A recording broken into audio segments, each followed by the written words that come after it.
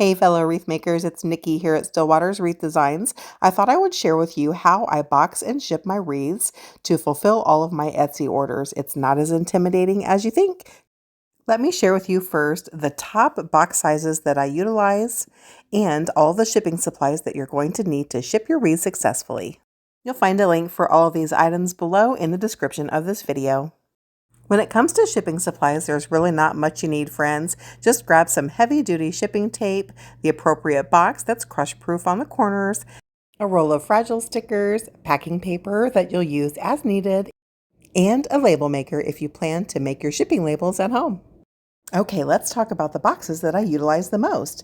To ship my wreaths, I generally use a 24 by 24 by 6 or a 26 by 26 by 6. For all of my wreath kits, I use the 15 by 15 by 4 box, and for Christmas tree toppers, I use a 22 by 12 by 6. I actually get all of my shipping boxes and supplies from Amazon. You'll find a link for these items below.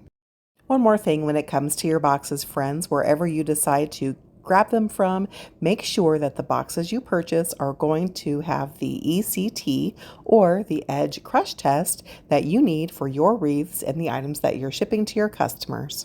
You want to make sure you're doing everything that you can to make sure your items get to your customers safe and sound. Feel free to take a screenshot of this reference guide. Speaking of ECT, all boxes are made with a label to show you exactly what the ECT is for the box that you've purchased. When I'm assembling my box, I always make sure that the flap with the dimensions of the box and the ECT guide are on the outside so that my shipping provider can see that. Grab your heavy-duty packing tape, run a stripe of tape all the way across that seam. I usually add a vertical piece right in the middle to give that some strength in the center. And then I run a stripe of tape along both sides of the box.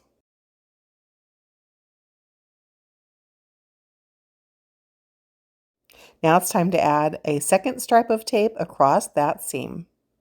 Today we're actually going to be shipping a wreath kit, so let me get that filled. Before I tape up the rest of my box, I always like to grab a Sharpie and write a quick thank you note to my customer.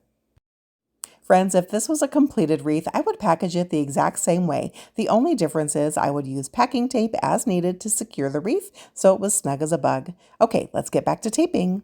We'll use a single stripe of tape across the center seam, a vertical piece in the middle, 2 pieces along the side, and another piece along that seam, just like we did on the back. Next, I'm going to add a fragile sticker to both the top and the bottom of the box to make sure it's given tender loving care during shipment. I ship all of my items via UPS or the United States Postal Service. I used to take them directly to the vendor and have them print my labels, but then I discovered Parcel Path. Parcel Path will allow you to enter the dimensions and address of your package, and they will tell you the cheapest way to ship your item. It's all done online with your computer or your cell phone. It's super easy to use. You can purchase your labels directly through Parcel Path at a reduced rate and just print them out at home. I hope you found this tutorial helpful. If you have any other questions about shipping, items to use, or Parcel Path, just drop them below.